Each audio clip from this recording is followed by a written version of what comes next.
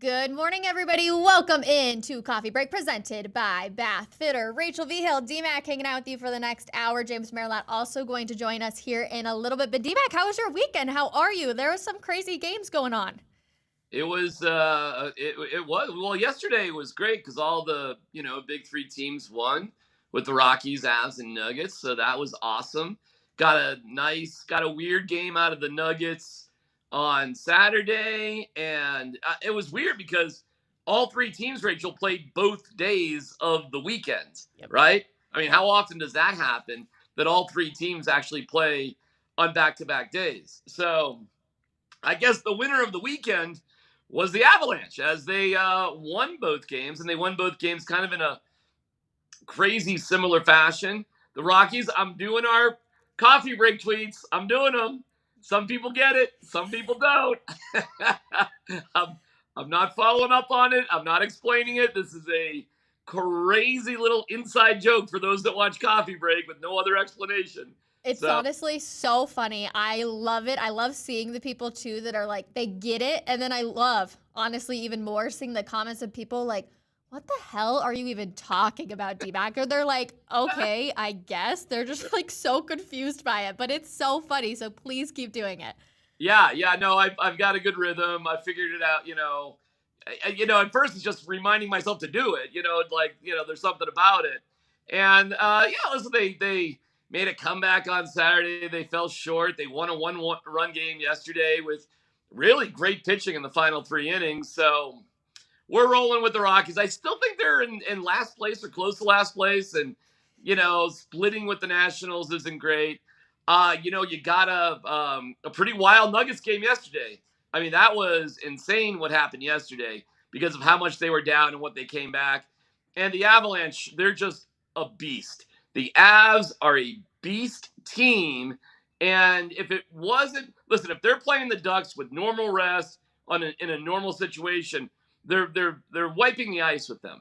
But they still got to win against the Ducks under some, exhausting type of situations, playing 3 games in 4 nights, and they're the back end of it.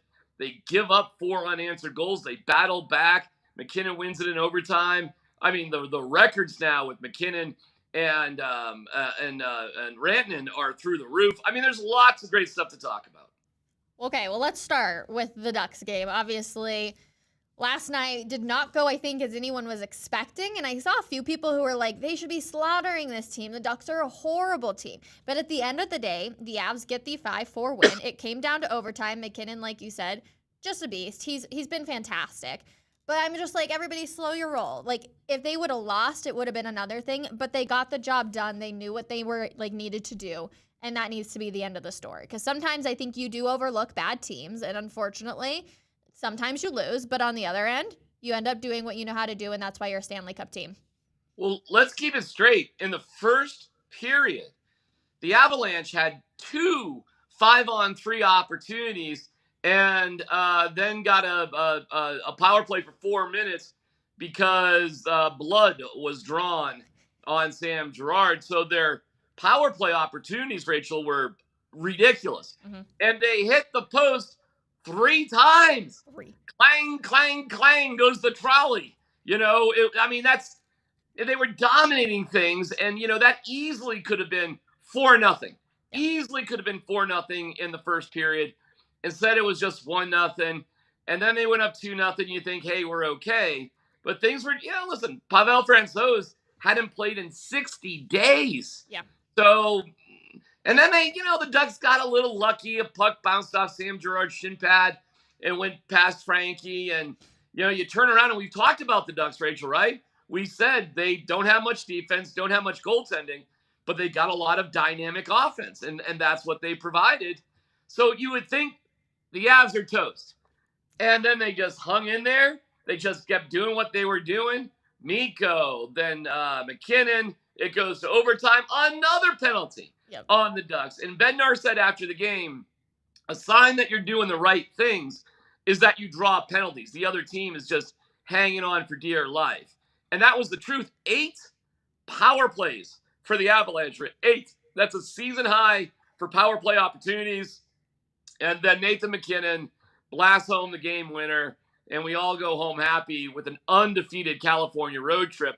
So they still control their fate in the Central with 3 games to go. And Rachel, it's not a crazy stretch that they could win the Western Conference with a gargantuan matchup in that conversation against Edmonton and Connor McDavid tomorrow. It's awesome. Tomorrow night's game is going to be so fun, but I just want to touch on, a lot of people have had the comparison of the Avs and the Nuggets as of recent. Well, here's the thing, and we talked about it a little bit before, DMAC. There's trust in the Avalanche because they've been there. Like, yesterday, I know they had 4 unanswered goals, but I honestly didn't sit there and I was like, they're going to lose this game. Like, I have so much faith in what Jared Bednar and this team does because they just show time and time again what they're able to do, that I was like, somebody's going to do it. And lucky enough, we have Nathan MacKinnon on our team. So it's just the trust I have in this team and Jared Bednar. And I know it's been a rocky road plenty, but I have faith in this team. I don't know if anybody else is like that. Please let me know in the comments because I would love to hear it. But I just have faith in this team that they're able to get it done, and that's why they won the Stanley Cup last year. Well, that wasn't an underdog story yesterday. They outshot the Ducks 2-1, 46-23. Yep. The pressure was all over the place. In the overtime, I think the Ducks might have controlled the puck for like 5 seconds of the 4 minutes that the overtime actually took before McKinnon. Listen, Rachel, they're just such a better team than Anaheim. Anaheim literally is the 3rd worst team in the league. And the Avs are one of the top 3 teams, I think, in the league. You can't snooze on the Boston Bruins and what they're doing. I mean, they set a record for NHL regular season wins yesterday with their win over the Flyers. So, okay, but let's worry about the Bruins, later. Yep. I think it's been good that the Avs have had something to compete for in the final stretch. They didn't last year, and it did lead to some complacency. So as long as nobody gets hurt and you're dialing up your intensity game after game, I think that's a positive. So I'm pretty happy with where they're at, and huge night tonight. I think Dallas plays the Red Wings and the Wild play, I want to say Nashville. I could be wrong on that. I want to say Nashville too, but we'll look it up real quick. Yeah, we want to watch the Wild and Dallas, particularly Dallas. Now, there is a crazy little thing going on here, Rachel. The tiebreaker, if it's tied in points, isn't head-to-head competition. If the Avs are tied with the Stars, Rachel, it's regulation wins. Yeah. And the Stars have a 2-game advantage in that department with only 3 games to go. So despite the fact that the Avs did win, it wasn't a regulation win, which actually in a tiebreaker hurts them with Dallas. So they can't mess around. They can't end up tied with Dallas. They've got a 2-point lead. All 3 teams have 3 games to go, okay? So they're all kind of in the same place as we speak. So it's exciting to see what's going to happen down the home stretch here with the Avalanche. So the Wild are taking on the Blackhawks tonight, but come the 13th is when they will take on the Predators. So still good games, but I definitely do want to look ahead to tomorrow because Edmonton, the Avalanche, it's going to be such a good game. And of course, Connor McDavid's on he's on a whole other level. Like, he has been absolutely incredible this season, but I can't wait to see him face up, with this Avalanche team. I don't think we're going to see Makar. I don't know about Makar. I'm a little anxious on that front, but just the fact that you're going to see the Nathan MacKinnon McDavid battle, like I'm really excited to see it. Well, here's what's happening in the NHL, and I'm sure James is going to love it. They're doing zero load management. Zero. If you're good to play, you're playing. Yep. So that is a little concerning with Kale, okay? Agreed. They're not resting Kale because he needs the rest. He can't quite play yet. That's what's going on. Yep. It's looking doom and gloom for Gabriel Landeskog for the first round. We'll see where that goes, and hopefully things are going better for Arturi Lehkonen. And to have Francouz back. I don't think it was necessarily his best game in the world, but it was good to have him back. So things are looking better, and Josh Manson hopefully will be returning soon as well. So they're getting a lot of these wins. They're getting all these tough wins actually without Cale Makar of late, so they only get better upon his return. So let's hope it's nothing that bad. But yeah, Rachel, no load management with the Avalanche. They are absolutely going for it game in, game out, which is making the games really exciting. Well, before we bring in James Merilatt to talk about load management, I do want to talk about Frankie was back. It was the first time since February 7th he was back with that lower body injury. What was your biggest takeaway from Frankie Francois? Well, he didn't have his right helmet and face mask. So that was kind of weird.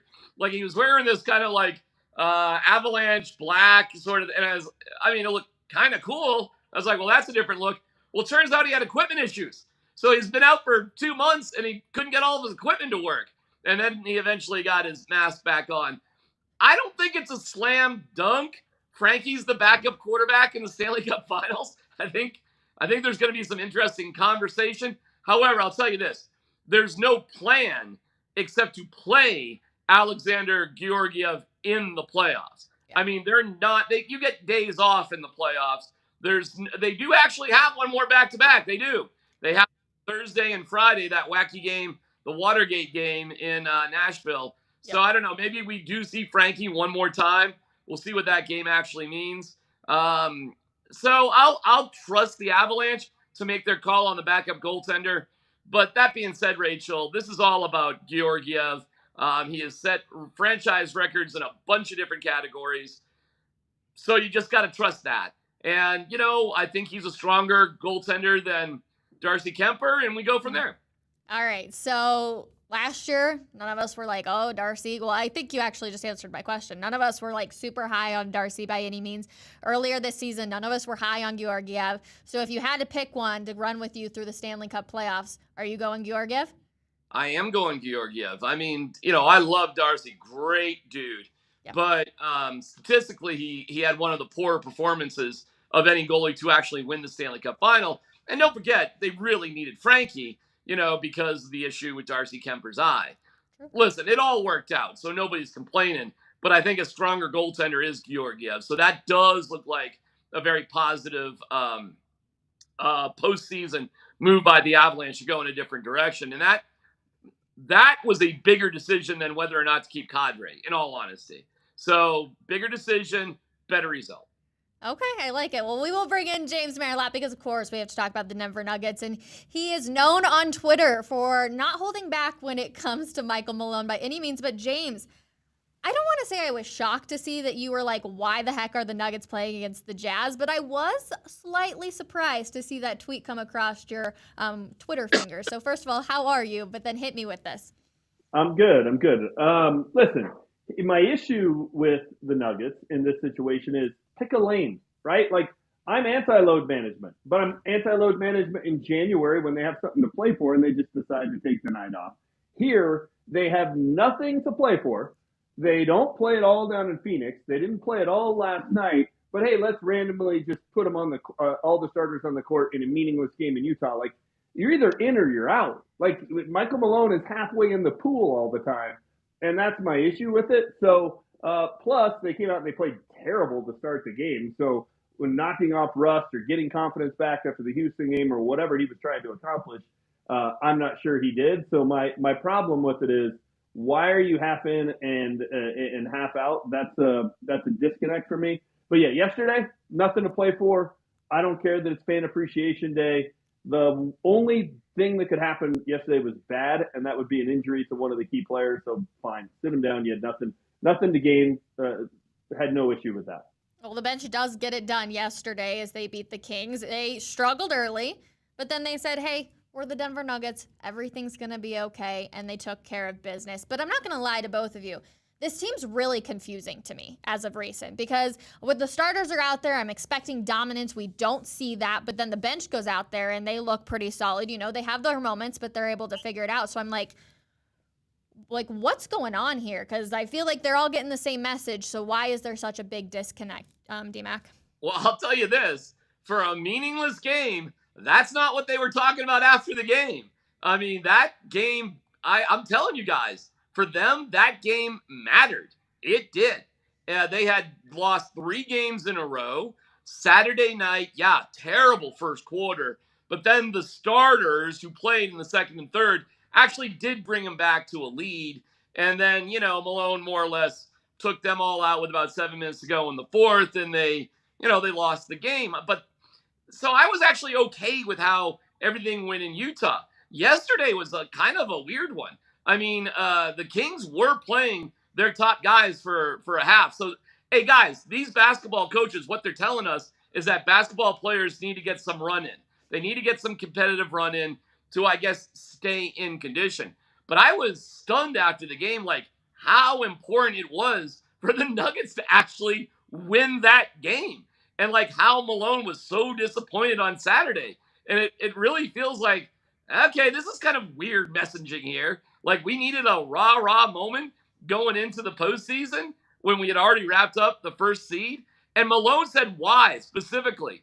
He said it matters to them that they had the outright Western Conference fictional championship with wins. It wasn't a, I got it. I'm just telling you what was said. It wasn't a tiebreaker sort of situation. So it really did seem to mean that to them to win that. But they also, listen, guys, they also had Jack White address the crowd before the game to thank the crowd. And I thought, how ironic is this? Talk about not caring about the crowd.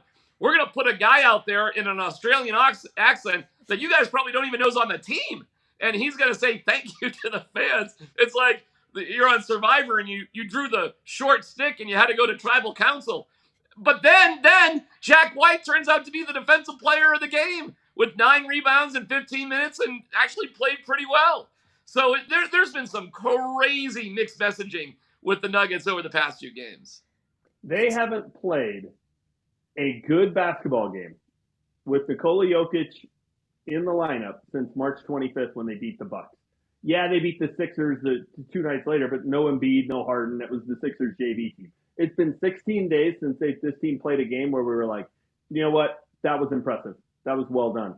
I can't remember a number 1 seed stumbling at the finish line quite like this. Like, I have next to no confidence in this team. If the Lakers lose the play-in game and have a chance to be the 8th seed, I think it's a coin toss if they win that series. I really do. And let me point this out too, because Malone has mentioned it. Last year, the Golden State Warriors were 11-12 after the All-Star break. The Nuggets turned out to be 12-11.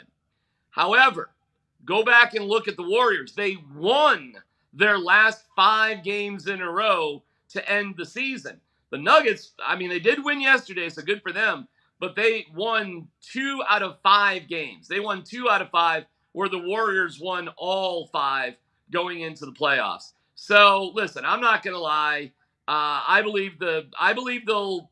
still believe the Nuggets will win the Western Conference title and be in the NBA Finals. I do, sort of, but I am not gonna castigate anybody for having their doubts. I mean, I get it. D-Mac, you said that with so much confidence, but then you say, sort of. So, I mean, I feel like that's a little... Well, I'll explain real close. I do think they have the best overall starting lineup of all the teams in the playoffs. I don't think the Suns, despite, having Kevin Durant doing well with them, I just don't really believe they've gelled. I think the Lakers are basically an older team that can be exposed, and I do believe the home court advantage that the Nuggets have will prevail. So at the end of the day, I think all of those things add up to them winning the West. But listen, I get it. I understand the trepidation. And when James writes about trading Nikola Jokic, if they lose in the first round, I even see where James is going. I disagree with it, but I don't think many people actually read James's article. He's talking about if they were to lose in the first round. The best Nuggets team of all time losing in the first round this year would be catastrophic. It would be, and there would have to be gargantuan, serious questions about the future, especially how they played on the back half of the season after the All-Star break. I think this is shaping up to be a Nuggets fan's worst nightmare, right? Like, there's a chance they play the Lakers in the first round, coin toss at best. I think there's a really good chance they play the Suns in the second round. They won't be favored. If they get past that, they're going to play the Warriors in the Western Conference Finals. Good luck.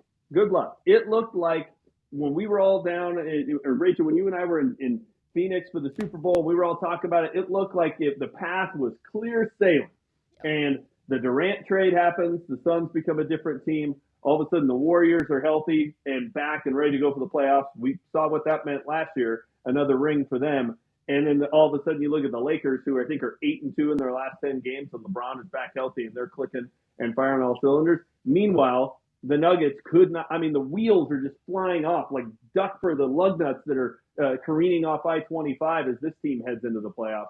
It is not an encouraging situation at all. Maybe they can flip the switch, maybe, but they look like a team right now that has no idea where the switch even is. But James, it still could be the Pelicans, Wolves, and the Grizzlies too.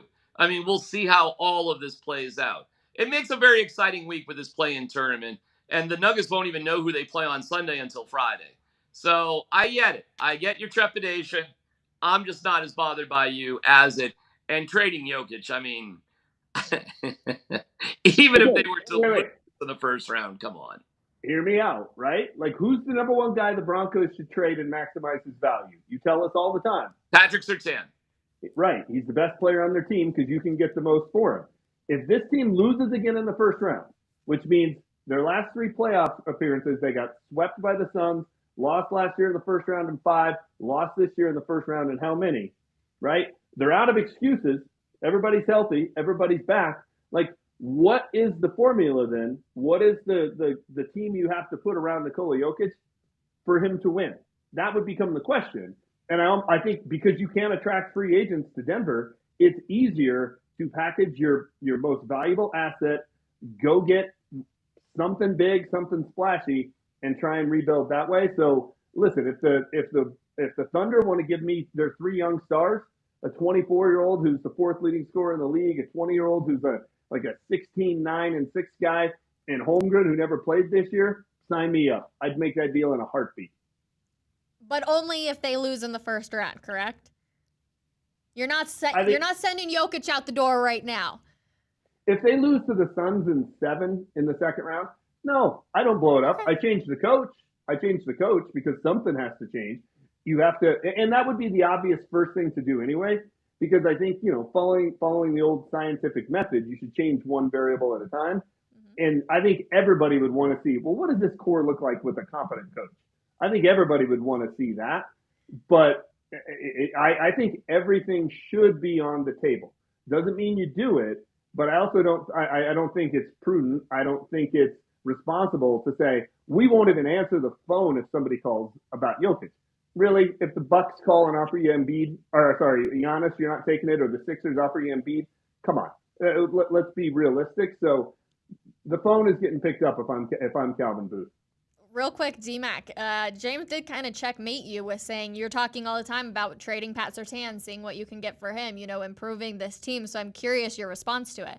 Checkmate me. He didn't even get his pieces on the board. Because I don't know, man. James blundered his queen right there because he didn't discuss the concept of relative value.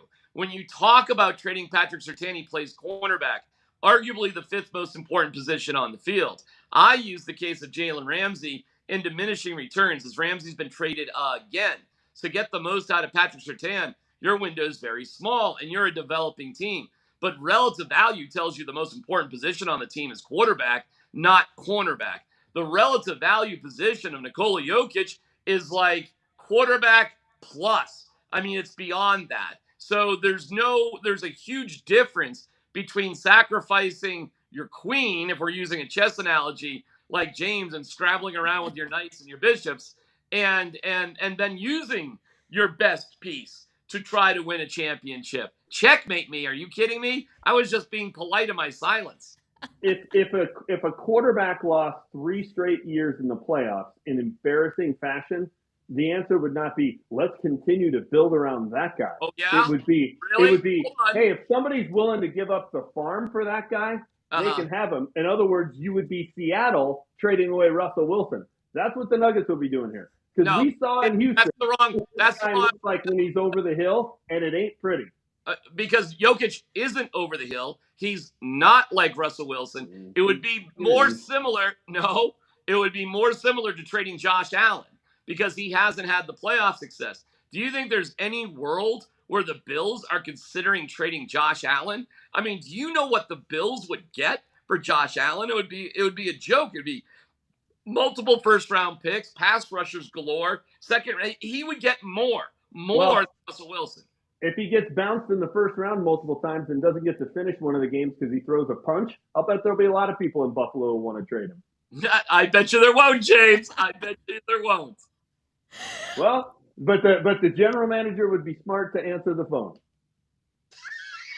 The general manager should take the phone that would ring of trading Josh Allen and throw it over Niagara Falls, and it should doink off the head of a tourist from Iowa on the Maid of the Mist. That is insane. No, Serving it's not. hamburgers at Frank and Teresa's Anchor Bar that features chicken wings is a better idea than trading Josh Allen. Do you want some more Buffalo references? I did live in Allentown for 5 years. If we're going to play the analogy here, right, you're telling me the Buffalo Bills wouldn't take the call from the Chiefs offering Mahomes straight up. What weird world are we in, James? I'll trade him for Giannis, and anybody who says they wouldn't is a liar. Or they're a homer. Why would the Bucks trade Giannis? It's making the point of it has to be something that blows you away. I'm not saying trade him for, 3 twos and a couple of backup guards, obviously. But to say you won't look at anything means that when I throw out examples like Giannis or Embiid or things like that, your answer is still no, and I think that's ridiculous. I think it's preposterous. All right. Well, of course, on YouTube, we love getting everybody's opinion. So if you are watching on YouTube, I just did a poll that says either answer the phone, you're on Team James, or throw it out the window, Team DMAC. I'm curious. Right now, we're at 50%. We'll see what it ends up being towards the end of the show. I did see somebody. James' mother just votes? I did see somebody, though, who says, I think that the Nuggets would maybe shake the Jamal Murray tree. How would you both feel about that if it came down to maybe not getting rid of Jokic, but how about the second superstar on the team if they do fall out in the first round? The most determined guy on the team, and he's the best fourth quarter closer. I wouldn't get rid of Jamal. I wouldn't get rid of Michael Porter Jr. I wouldn't get rid of Aaron Gordon. I wouldn't get rid of KCP. No, you've got the best starting lineup in the NBA. Now you got to make it work. In all honesty, James is right about something. If you really can't make it work, if it is a disaster, it's Michael Malone. It's not these guys. Give me a break. Correct. But that would be my first option. Yeah, of course it would be. That would make the most sense. But if somebody blew me away with an offer and I looked at it and said, "Hey, that would make our team better," I'm answering the phone. I'm considering it. I think that's Calvin Booth's job. I think it's irresponsible not to. But I got them in the NBA Finals. I do, and it's not like cruising into the NBA Finals, but I do think they'll figure it out. So coffee bet? What's that? You want to do a coffee bet on that? Sure. No problem. We're on coffee break. I'll do a coffee bet. So coffee's for everybody if they don't make the NBA Finals. Okay. But that being said, listen, you got a choice to make in terms of once your teams get to the playoffs. You can be a negative Nelly and just, be critical that hey man, I get it. You can. But my experience is that once your teams get to the playoffs, it's kind of like it helps my mental state of mind to think in a more positive light about why they can succeed rather than fail. However, I am not scarred by the ghost of Alex English, and James is. I mean, James is a long time suffering Nuggets fan. Wait a minute. It's also, though, and, with all due respect to our friend Katie Wingy, who put out that you have to be, mentally unstable or whatever it was to be worried about this Nuggets team. I'm like, really? They're 12-11 since the All-Star break. They just lost to Houston, who doesn't want to win in a game that meant something. And their coach continually calls them out, calls them soft all the time. And there's no reason to be worried about this team. No, there are reasons. There's plenty of reasons. And I wrote about it at denversports.com. It was a miserable person. That's what she said. You're a miserable person. In defense of Katie is not a long-suffering, scarred Nuggets fan. She didn't grow up with the ghost of Alex English, of the possibilities of Dan Issel. She probably didn't pay a lot of attention to the Carmelo Anthony, J.R. Smith fun times. I mean, that's probably not the case. So if you're a relatively recent Nuggets fan, you're not scarred by all that stuff. I mean, what's wrong with that though, James? Why be angry as somebody who feels optimistic? Unless you moved here after the All-Star break, like that's how long you have to have lived in Denver to get it. 2 months. Well, I mean, hey James, how long has Nikola Jokic played for the Nuggets? 8 years? I mean, it's yeah. Okay, well, it's pretty reasonable, and so has Jamal Murray. It's very reasonable that a lot of Nuggets fans just started following the Nuggets in the past 8 years. That's not a crazy short amount of time. My point is, my fear about this team has nothing to do with David Thompson falling down the stairs at Studio 54. It has to do with how they've played since the All-Star break. That's it. Okay. Josh says in the comments, it's been a long, cold winter for Nugs fans.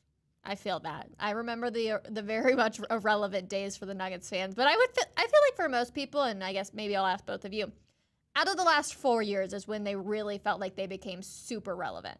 Would you guys agree? Like 4? No. I mean, but I understand that perspective in the past 8 years. But no, Rachel, they've won 57 games before with George Karl. Yes. They've to the Western Conference Finals with Carmelo Anthony against the Lakers. They did have David Thompson and some unbelievable superstars throughout the years. No. The Nuggets have had some very relevant teams throughout their entire history. It's stunning that they haven't made an NBA Finals. They're the only major Colorado team not to make it to the finals. The Rapids have played in an MLS Finals. The Rockies have been in a World Series. Mm-hmm. It's only the Nuggets that haven't gone that far, which is why, and they've had a lot of good teams over the years that could have done it. So, no, I think there's been a lot of opportunity for them to get there over the years. But I'm talking about the Jokic era. Like, nobody believed the first couple of years, I don't think. I think for the Jokic era, for the Murray era, it's been like the last 4 years that they've really raised the bar when it came to the relevancy of them. Yeah. I mean, in 2019, they were the 2 seed, right? Yeah. That was a good team. They lost in 7 in the second round to Portland.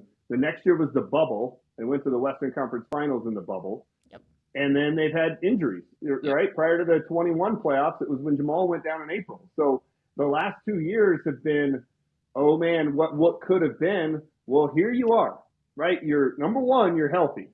Number 2, somehow with 53 wins, you have home court advantage in the Western Conference. Like, okay, there has never been a better opportunity for this group or any Nuggets team in the history of the franchise to go to an NBA final. And if they can't do it, something has to change. Something has to change. I'm seeing the comments too, and it says it's finals or bust. And I think a lot of the people would agree with that. I know I would, so I'll raise my hand to that. It's finals or bust. When they hit the iceberg, I'm finding a lifeboat. D-Mac's sitting up there with the band and making sure he has a good seat. Might as well be positive. Well, maybe D-Mac's getting a call from somebody at the Nuggets to be like, don't worry, D-Mac. Oh, there he is. Oh, no, just kidding. I lied. He's not there. James, real quick, though, who would you want to face? The Lakers, the Timberwolves, who had the fight last night. Can't forget that. The Pelicans or the Thunder? Anybody but the Lakers. I mean, if you gave me my choice, I'll take the Thunder. It's a young team. They're a sub-500 team. They've been 5-5 in their last 10. The Pelicans and Timberwolves, I think, finished 7-3 down the stretch to finish at 42-40. They're playing pretty good basketball. And the Lakers, I want nothing to do with the Lakers. The Nuggets have been to the conference finals 3 times, lost to the Lakers every time. I get it. It's the first round. I get that they've been a dumpster fire most of the year. I want no part of the Lakers in the first round. Where does LeBron rank on where you're, quote-unquote, scared of the Lakers? High. Yeah, well, going to get every call. They've been playing great. I mean, you can't listen, man. I thought they were going to be one of the worst teams in the NBA the way they started. No, LeBron's played great, no doubt about it. But it takes more than just LeBron. LeBron's lost a lot in the NBA Finals as well as he's won a lot. But yeah, I mean, he's arguably one of the top 2 or 3 players in NBA history, and the fact that he's performing as high as he is right now, hey man, more credit to a legendary figure in the history of the NBA and the sport of basketball. He deserves all props possible. The guy's incredible. James, for you? Well, yeah, I mean, if the Nuggets face any of those other three teams, there's not a player on the floor that's going to get a better whistle than the back-to-back MVP. If they face the Lakers, they're going to get a bad whistle for 7 games. They're going to have to beat 8 every single night. The 5 Lakers on the floor and the 3 officials. It's just how it works. Last one, and D-Mac, this question is for you. If we go with James's path to the finals, how many games does it take for the Nuggets to win each round if they're playing the Lakers in the first? They probably beat the Lakers in probably 6. I'll give them maybe 5. They're just a much better team overall than the Lakers. The Lakers don't have quality depth. They've got a couple of great players, but so do the Nuggets. I'm not afraid of the Lakers whatsoever. I'm not really afraid of any team in the West. But again, I think the Nuggets will drop some playoffs games that will be embarrassing. I think there will be playoff games where they just get rolled off the court. And that actually does happen, and that will freak everybody out. So I don't think it'll be like, the Avs swept 2 series last year. I doubt it'll be something like that. But this is such a different team than last year at this time. They're fully healthy. They've had some tough games and tough moments. Yeah, it hasn't been great since the All-Star break. There's reason for trepidation for sure. But everything that you need to have going into the playoffs, they do. More to James's point. If there is failure early on, this really hangs on Michael Malone. And I think he feels it. I think he felt it yesterday. And he said, I wanted to take the stench off the, losing going into the playoffs. Like, that's where I struggle a little bit. Like, that game should not have mattered that much. It just shouldn't have. And I dare you to remember the last game last year. I mean, do you guys have any recollection whatsoever of the final game from last season? Only because they played the Lakers and Jamal Murray decided not to play. That's the only reason I remember it.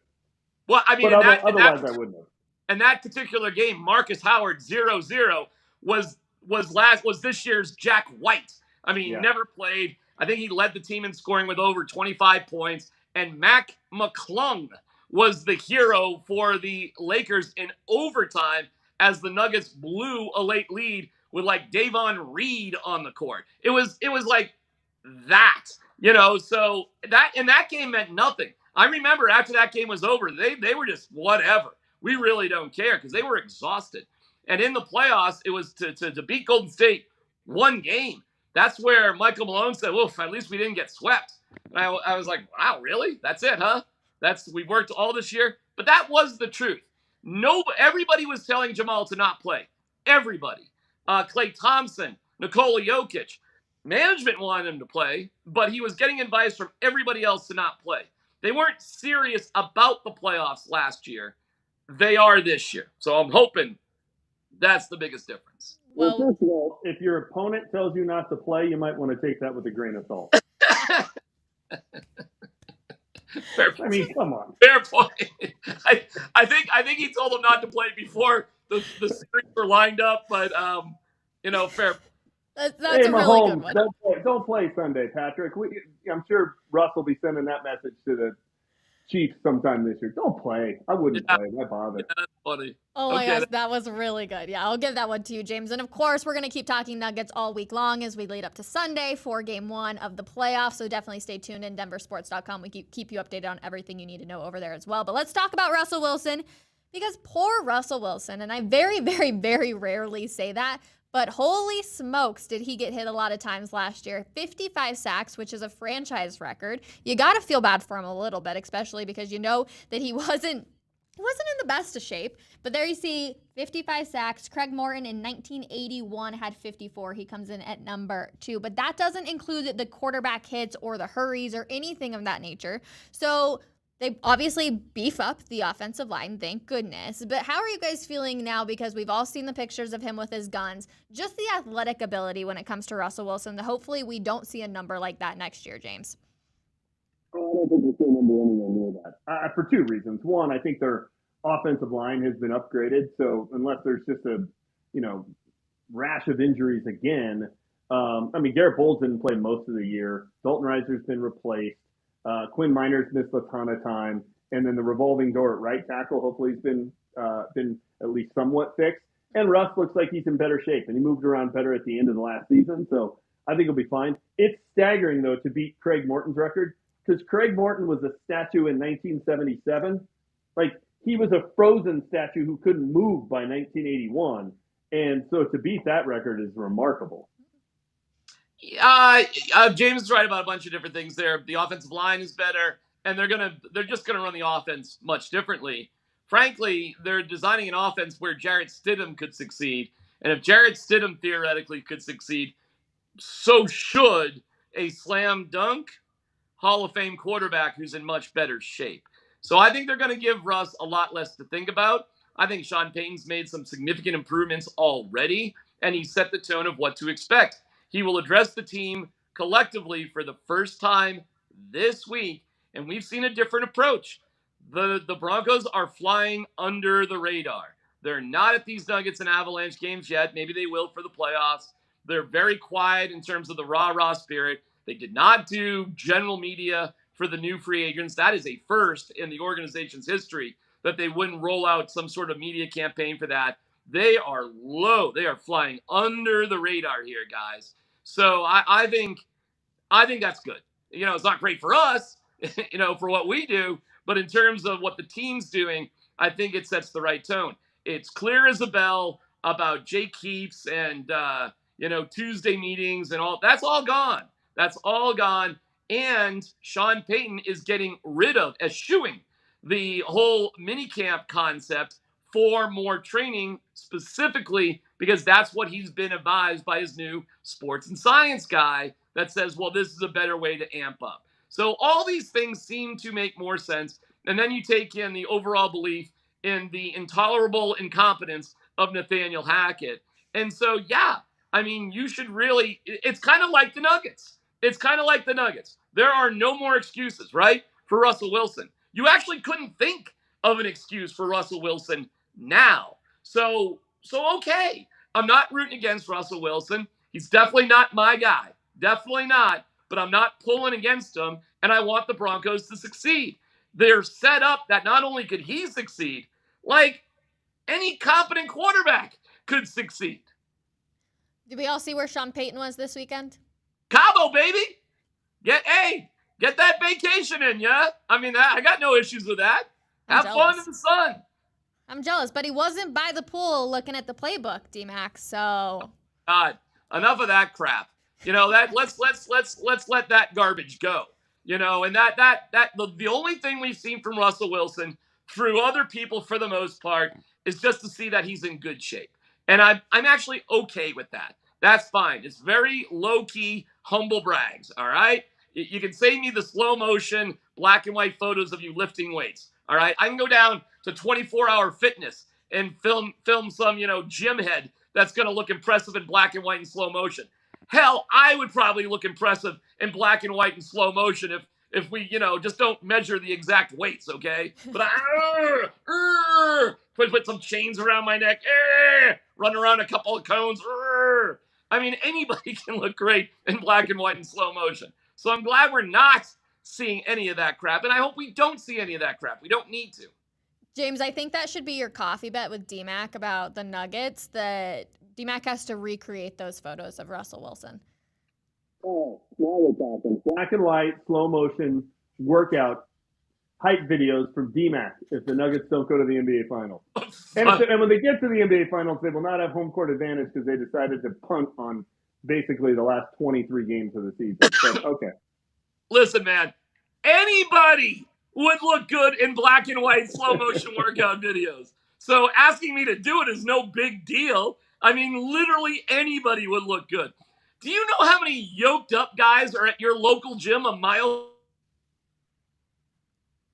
Oh, all right. Well, there he goes again. Probably a second phone call. You never know who's calling D-Mac. James, how many games can we blame on? I want to just say the offensive line because I don't think that Russell Wilson really had a fair shot. So it's kind of I kind of feel bad for him. Like I said, it's kind of this unfair thing that he just had such a horrible offensive line in front of him that I'm sure like caused some mistakes. But how much blame can we actually put on last year's season on the offensive line alone? Oh, I think it was a myriad of factors. I think the offensive line was a disaster. Yeah. I think there were several games where you would look out there at his skill position players and just be like, oh my gosh, if I don't have a program, I don't know who's on the field with him. The offense, just the system in general, was a disaster from day one. That's on Nathaniel Hackett. And then a big percentage of the blame goes on Russell Wilson. He came in thinking he needed to be bigger and, was going to be a pocket passer and was going to, evolve in the second half of his career. And it was a mistake. Everybody makes mistakes, but it clearly was one. And he gets the blame for last season. If things are better this year, it'll be a myriad of reasons why, and he should be part of the reasons why things are better. Hey, listen, Russell Wilson has a lot on the line here. A lot. He's got his legacy and literally hundreds of millions of dollars on the line. Because if it's a failure this year and the Broncos just say, forget it, and cut bait, which they can, it would suck. It would be costly, and that's why Jarrett Stidham is the insurance policy here. But they could do it. And his legacy and his finances, everything's on the line this year for Russell Wilson.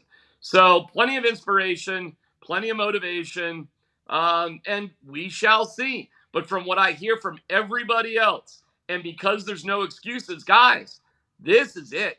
You got to beat some good teams. You got to make the playoffs. Once you get in the playoffs, we'll see. But there are no excuses. Anything less than a 10-win season would be an epic failure based on everything that you've done to support Russell Wilson. I don't know how else to put it. So unless there's some sort of, horrible injury that you can never predict, you've got to have a 10-win season with Russell Wilson, bare minimum, and make the playoffs.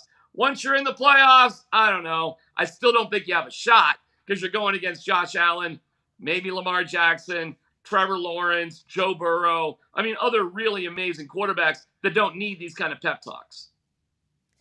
How about OBJ siding with the Ravens? That came out of nowhere. I was like, okay, random. So my guess is Lamar's staying down there. Otherwise, I don't know why you would sign on with the team. Yeah, the money's great, but otherwise, you're kind of like, what are you doing, OBJ? When you don't know who your quarterback's going to be, it's all about the money at this point. And I think that's the Ravens trying to appease their disgruntled quarterback and get him to want to stay.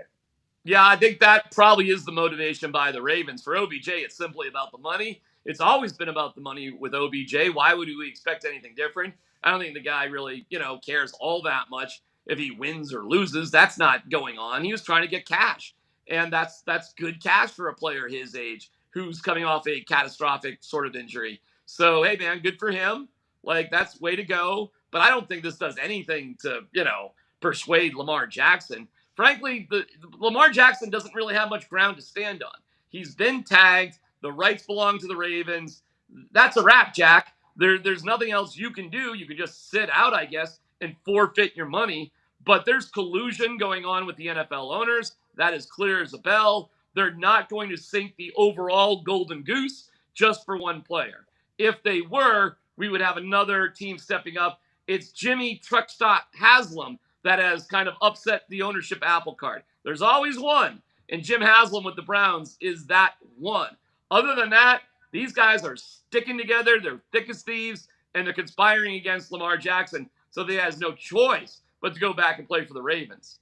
Oh, jeez. I don't buy collusion at all. I think 32 intelligent people can come to the same obvious conclusion, and if there's no way they would be able to get Dan Snyder to go along with their collusion while he's on his way out the door. No way.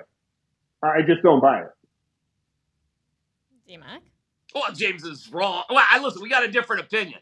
We got a different. I'm not saying you're wrong. Sorry, I'll back up. We have a different opinion. Mine is based on observation and facts. James is based on, I don't know. Observation and fact. You act like you've seen emails between everybody. Observation and fact. It's a hunch. It's 100% a hunch. A hunch. So it would only take two first round. Hold on. It would only take 2 first-round picks and a basic quarterback salary to get Lamar Jackson. Yet nobody's offering.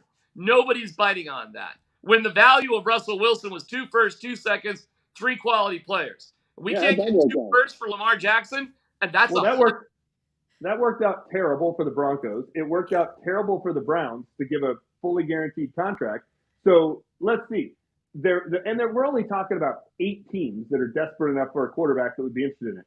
Those 8 owners could look at it and say, well, it was bad for the Broncos to trade away 2 first-round picks. I don't think we want to do that. And it was bad for the Browns to give guaranteed money to a fully guaranteed contract to a quarterback. I don't think we want to do that. I don't think that's outside the realm of possibility at There all. should be at least 6 teams that I could count racing for Lamar Jackson. The Titans, the Bucks, the Colts, the Jets. What are they doing? I mean, there should be 7. There's plenty of teams that would be well within their rights. Houston, what are they doing? Wouldn't you rather have Lamar Jackson than C.J. Stroud? I mean, what are we talking about here?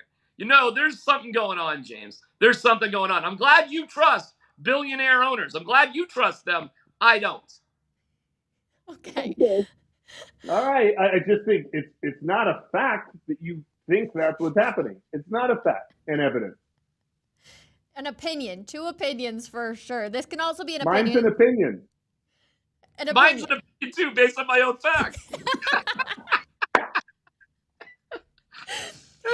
Okay, well, I've got an opinion too, and I actually have to thank Will Peterson for this one because he sparked the idea by his tweet, but I don't think Russell Wilson is the worst contract in Denver sports. Now, I know if we're going with D-Mac's thing of like relativeness, and yes, the Broncos are probably a little bit more relative, but Chris Bryant actually has to be the worst contract in Denver. The Rockies really blew it when it came down to Chris Bryant and D-Mac. No, we don't know. What are we talking about? Whether they want to do a bad contract with Chris Bryant doesn't make them a good or a bad team. The contract with Russell Wilson sinks the ship. What do you think? They're stuck in the mud like it's all because of the Chris Bryant contract? I mean, come on, it's not even close. The That's Russell not good. contract is absolutely. It's absurd how. Listen, he gets this year though. He gets this year. So like, if Russell Wilson plays well this year, then I guess the contract's okay because you're going to be paying him $55 million next year. All right, Chris Bryant. I mean that's purporting that the Rockies actually had a chance to win if they didn't do the Chris Bryant contract. Like the Broncos certainly would have been well within a playoff possibility had they never done a deal for Russell Wilson at all. James, I'll let you have a second before I cut it. They would not have been a playoff team with Nathaniel Hackett if they hadn't had Russell Wilson. That's absurd. But here's the thing. We're just starting year 2 of the Chris Bryant deal. We're about to begin year 2 of the Russell Wilson deal. 6 years from now, one team will still be saddled with the albatross and unable to do things because of it. The other team will have either been to the pinnacle or will have long since moved on. So we will be hearing about the Chris Bryant contract until what? Like 2028 of why the Rockies have both hands tied behind their back and they can't do this, that, and the other. It will be an excuse for another 6 years. That won't be the case in Denver. There'll be a salary cap hit for a couple of years if they have to go the nuclear option, and then it will be history. It'll be distant memory. Now you're giving the Rockies and Chris Bryant a lot of credit for potential success.